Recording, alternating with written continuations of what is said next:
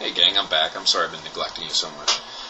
So I have a couple I'm going to do. I'm probably going to do like a shitload tonight because I've been thinking about ones that I want to do.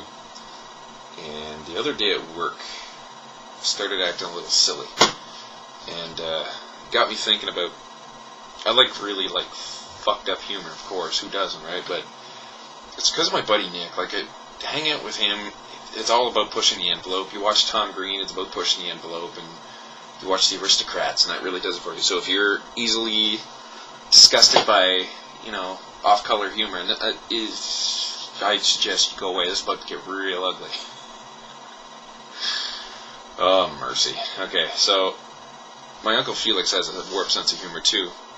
And he would always say, it'd be funny if you and I don't know if he did it, but he'd go up to a drive-thru and say,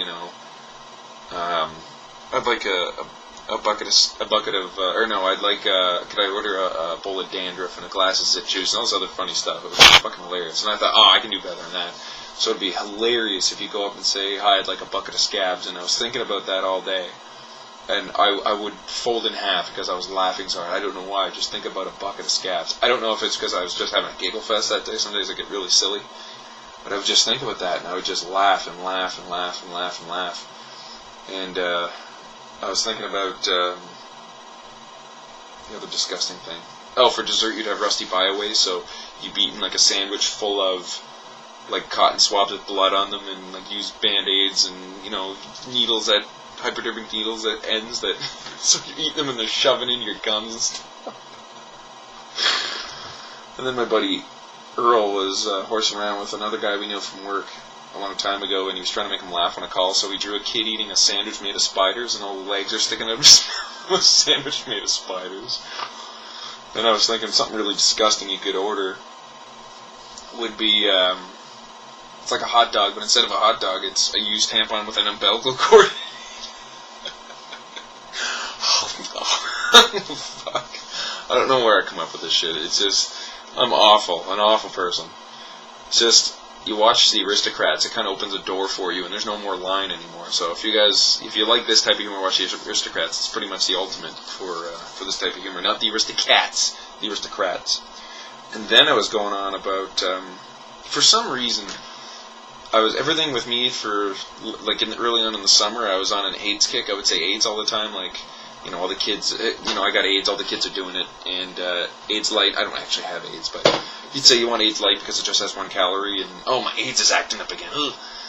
So then, everything was AIDS with me, like, I was always joking about AIDS, and then all of a sudden I started getting on rape kick. I was joking about rape all the time, and I don't find rape funny. Rape is not funny. It's really not funny, but for some reason, I just couldn't stop it. Like, I'd say, go to a drive-thru and order an extra large rape, please, with a side order of, whatever, something disgusting. And, then I started going on and on about Borat, and I don't know if Borat did this, I'm pretty sure he did, but he was like, I'm Borat, hold on, this is Borat, and then he would be with a relative, and he'd be like, this is my cousin Bilo, the rapist, and then it shows another guy, he's like, this is my grandfather Istvan, the rapist, and he keeps going on, and I was laughing my ass off about that. I think it was like a family reunion, and like 30% of the people in your family are rapists. Even the word itself is funny. Anyway, and then I started getting into a big story about how an Aqua Teen Hunger Force, if you guys don't watch the show, I'll break it down for you. It's 3 superheroes, Master Shake, Frylock, and Meatwad. I don't know why. This show is made on acid. It makes no sense. But anyway, they're 3 goofy superheroes, and they just do funny shit, and it doesn't make any sense. It's total absurdist humor. And they have this next door neighbor that's named Carl, and he's this big, bald, fat Italian guy with a mustache and chains and hairy all over the place, and he's always wearing spandex. It's so fucking funny. Anyway, they get this kit online to make a dog, and they get they put it in the pool, and they said need a genetic sample. So Master Shake ends up putting his hand in. I'm going to draw a picture of what this dog looks like. I'm just going to draw a really quick one. He's like as thin as a piece of paper, right? He's as thin as a piece of paper.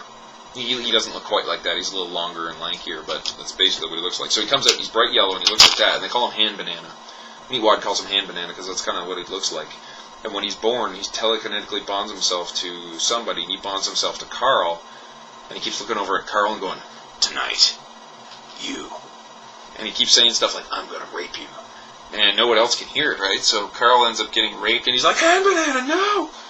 And then they lock Hand Banana up on his request. And of course, he goes out and gets in the backyard and puts suntan and lotion all over himself and lies face down. He's like, I can finally do where the sun don't shine. And of course, Hand Banana gets broken free and rapes him again. And then the whole funniest part of this whole fucking episode was when Carl was telling the guys he's afraid for his life, and he's like, I used to think rape was funny. I don't know why you would ever find rape funny. But I don't find it funny. Personally, I don't find it funny. Somebody at work got a little offended, and I was like, no, I don't find rape funny. But I find it ridiculous that someone could find rape funny, because it's horrible. Like, it's just... And that's why I was laughing so hard. And I'm like, look, he learned a lesson. He's been raped a couple times, and he doesn't find it funny anymore. So anyway, just last week, and it was a fucking giggle fest. I couldn't stop laughing, and I was talking to the kids, and some of the kids at work, and telling them a couple of them this story, and they were laughing their asses off. And I kind of started a brand new tradition at work where we just, say silly things and laugh about silly things. And there was something else too, something else we were laughing about. I don't know, I can't remember now. But I just wanted to tell you that story, because if you like really ridiculous and absurdist humor and fucking things that are really cross the line, that's what I find really fucking funny. I just kept going on about it all fucking day. I couldn't stop. Like, I haven't laughed that hard in so long. Like, I was just telling people the story, and if they don't find it funny, I find that funny. And then when they are disgusted by the fact that I find it funny, it makes me laugh even harder. Like, I go through stages in laughter. Like, sometimes I'll just giggle. But if I'm really laughing, I'll snort. And then when I'm really laughing even harder, I'll go... and I can't catch my breath. And then when I start laughing the hardest is when I get a really sharp pain in my shoulder, and then I'm laughing because that hurts. I'm like, oh, I didn't quite get to the shoulder pain level, but I got to the sound like a duck or something.